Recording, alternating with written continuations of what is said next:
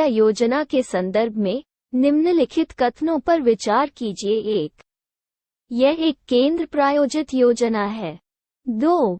यह स्कूल और विश्वविद्यालय दोनों स्तरों पर और साथ ही ग्रामीण स्वदेशी खेलों के लिए एक मजबूत खेल प्रतियोगिता संरचना की स्थापना से संबंधित है।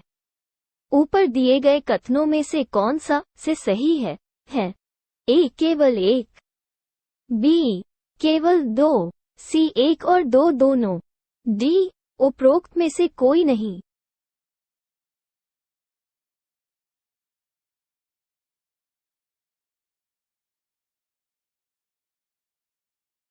उत्तर बी. खेलो इंडिया योजना। खेलो इंडिया योजना युवा मामले और खेल मंत्रालय के अंतर्गत केंद्रीय क्षेत्र की प्रमुख योजना है। इसकी शुरुआत वर्ष 2018 में हुई थी। इसका उद्देश्य देश में खेल संस्कृति को बढ़ावा देना और खेल में उत्कृष्टता प्राप्त करना है तथा बहु एजेंसी प्रभाव के माध्यम से लोगों को खेल की शक्ति का उपयोग करने की अनुमति देना। खेलो इंडिया कार्यक्रम में खेल के मैदान का विकास, सामुदायिक कोचिंग विकास, सामुदायिक खेलों को बढ़ावा देना, स्कूल और विश्वविद्यालय दोनों स्तरों पर एक मजबूत खेल प्रतियोगिता संरचना की स्थापना के साथ साथ ग्रामीण स्वदेशी खेलों, विकलांग व्यक्तियों के लिए खेल और महिला खेलों के लिए भी अवसर शामिल हैं। यह चुनिंदा विश्वविद्यालयों में खेल उत्कृष्टता के केंद्रों के निर्माण सहित खेल के बुनियादी ढांचे में महत्वपूर्ण अंतराल को भरने के लिए भी प्रयास करता है। प्रतिभा पहचान और विकास, खेल अकादमियों को सहायता, स्कूली बच्चों के लिए राष्ट्रीय शारीरिक फिटनेस अभियान का कार्यान्वयन और शांति और विकास के लिए खेल की भूमिका को बढ़ावा देता है। महिलाओं के लिए खेलो इंडिया के खेल घटक का उद्देश्य खेल संस्कृति को बढ़ावा देना और खेलों में महिलाओं की सामूहिक भागीदारी के माध्यम से खेल उत्कृष्टता प्राप्त करना है। विश्वनाथ स्वामी मंदिर के संबंध में निम्नलिखित कथनों पर विचार करें। 1.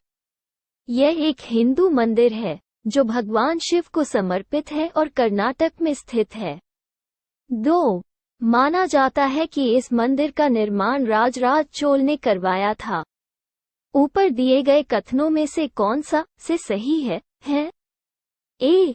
केवल एक, बी. केवल दो, सी. एक और दो दोनों, डी. उपरोक्त में से कोई नहीं।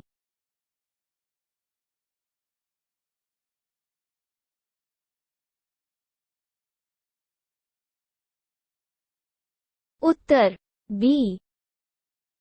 विश्वनाथ स्वामी मंदिर भगवान शिव को समर्पित एक हिंदू मंदिर है जो तमिलनाडु के तंजावुर में कुंभकोणम टाउन के बाहरी इलाके थेप्रुमनल्लूर गांव में स्थित है। पीठासीन देवता को विश्वनाथ स्वामी, नागा विश्वनाथर, रुद्राक्षेश्वर कहा जाता है और माता को वेदांत नायकी कहा जाता है। इतिहास के अनुसार मंदिर का गर्भगृह शहद के साथ चूना पत्थर से बनाया गया है। माना जाता है कि मंदिर का निर्माण राजराज चोल ने करवाया था। यह मंदिर शनि दोष और वित्तीय संकट के लिए परिहार स्थलम है, यानी भक्त शनि भगवान से अपनी प्रतिकूल परिस्थितियों से राहत के लिए प्रार्थना करते हैं। मंदिर की एक महत्वपूर्ण विशेषता यह है कि सूर्य देव हर सुबह अपनी किरणों को भगवान शिव के चरण स्पर्श करते हैं। सूर्य ग्रहण के संदर्भ में निम्नलिखित कथनों पर विचार कीजिए। 1. सूर्य ग्रहण एक शानदार दृश्य वाला और एक सामान्य खगोलीय घटना है। 2. पृथ्वी के अपनी धुरी पर घूमने के कारण सूर्य ग्रहण एक स्थान से दूसरे स्थान पर जाता प्रतीत होता है। 3. हाइब्रिड सूर्य ग्रहण सबसे दुर्लभ प्रकार है, जो तब होता है जबकि एक ही ग्रहण कुंडलाकार से पूर्ण सूर्य ग्रहण और या इसके विपरीत में बदल जाता है। ऊपर दिए गए कथनों में से कौन सा से सही है? ए. 1 और 2, बी. केवल 2, सी. 2 और 3, डी. 1, 2 और 3।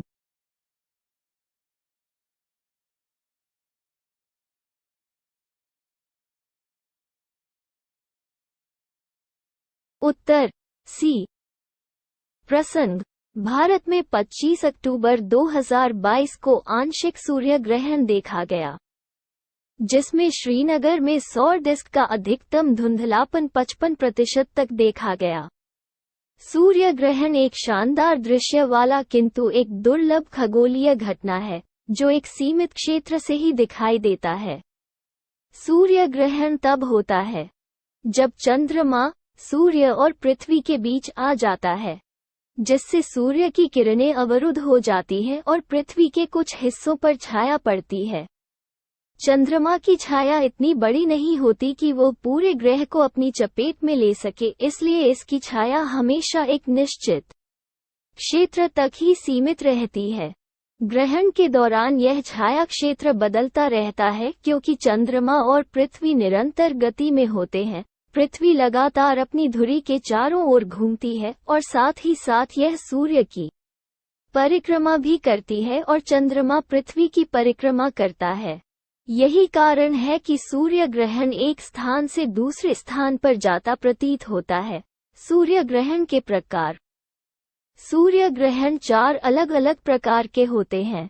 सूर्य की सतह के कितने भाग ग्रहण होगा, यह परिमाण इस बात पर निर्भर करता है कि चंद्रमा की छाया का कौन सा भाग पृथ्वी पर पड़ता है। 1. आंशिक सूर्य ग्रहण तब होता है जब चंद्रमा केवल आंशिक रूप से सूर्य की सतह को ढकता करता है। 2.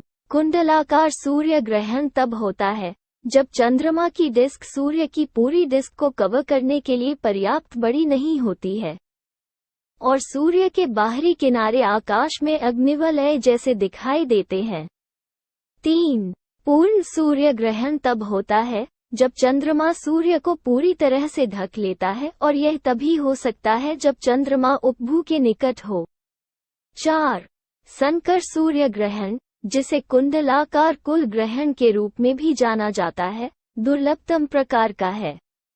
ये तब होता है जबकि एक ही ग्रहण के पथ के साथ कुंडलाकार से कुल सूर्य ग्रहण में और या इसके विपरीत बदल जाता है। हाल की खबरों में अक्सर देखा जाने वाला टाइग्रे गृहयुद्ध किस देश से संबंधित है?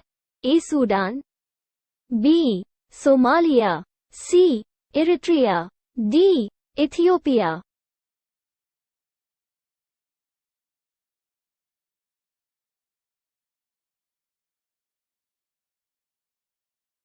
उत्तर डी.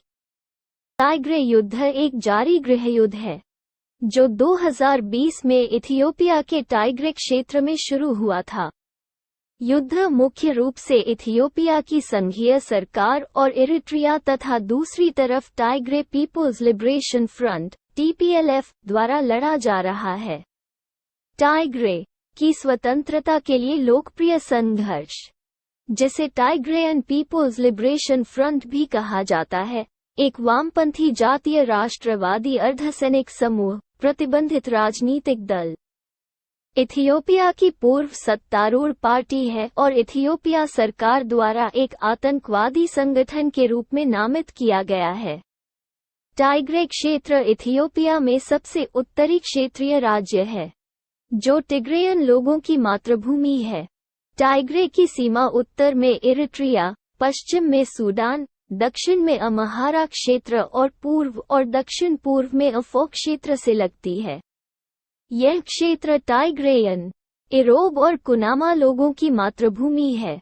इसकी राजधानी और सबसे बड़ा शहर मेकेले है और उनकी आधिकारिक भाषा टिग्रीन्या है। यह अपने पहाड़ी इलाकों के लिए जाना जाता है, जिसने अक्सर लोगों को अपने क्षेत्र को आक्रमणकारियों जैसे कि ग्रीक, तुर्की और इटालियंस से बचाने में मदद की है। Cellular operators association of India (कोई) के संबंध में निम्नलिखित कथनों पर विचार करें। 1. कोई का गठन वर्ष 1995 में एक पंजीकृत गैर सरकारी सोसाइटी के रूप में किया गया था। 2. भारती एयरटेल लिमिटेड और रिलायंस जियो इन्फोकॉम लिमिटेड कोई के मुख्य सदस्य हैं। ऊपर दिए गए कथनों में से कौन सा से सही है? ए.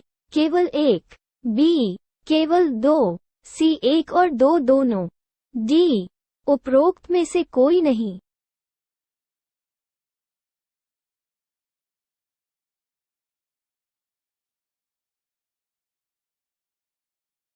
उत्तर सी।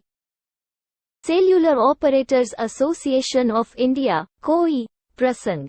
हाल ही में cellular operators association of India कोई ने सभी ओटीटी प्लेयर्स को विनियमित करने के लिए जोर दिया, जिसमें संचार ओटीटी प्लेयर, व्हाट्सएप तथा जो उच्च बैंडविड्थ का उपभोग करते हैं जैसे नेटफ्लिक्स आदि शामिल हैं।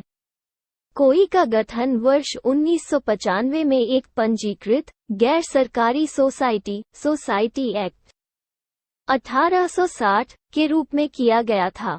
एसोसिएशन विश्व स्तरीय मोबाइल बुनियादी ढांचे, उत्पादों और सेवाओं की स्थापना के माध्यम से आधुनिक संचार की उन्नति के लिए और भारत के लोगों को नवीन और सस्ती मोबाइल संचार सेवाओं के लाभ पहुंचाने के लिए समर्पित है। यह इन निकायों और सेवा प्रदाताओं के बीच चर्चा और विचारों के आदान प्रदान के लिए एक मंच प्रदान करता है, जो देश में मोबाइल टेलीफोनी के विकास में समान रुचि रखते हैं। यह अन्य उद्योग संघों जैसे कि फिक्की, एसोचैम आदि के साथ सहयोग करता है।